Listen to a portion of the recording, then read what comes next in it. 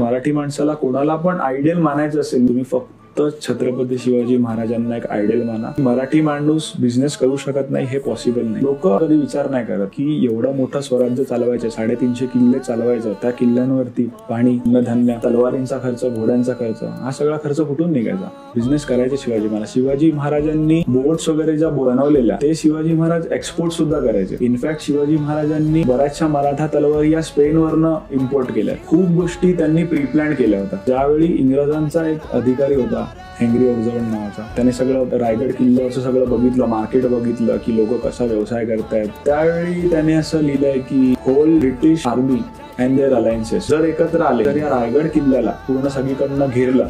It will take around 7 years to break this fort and the probability is 50%. जेवढं अन्नधान्य आणि पुरवठा आहे या रायगड किल्ल्यावरती, हा या राजाचा एक किल्ला आहे. अशी या राजाकडे 365 किल्ले आहेत.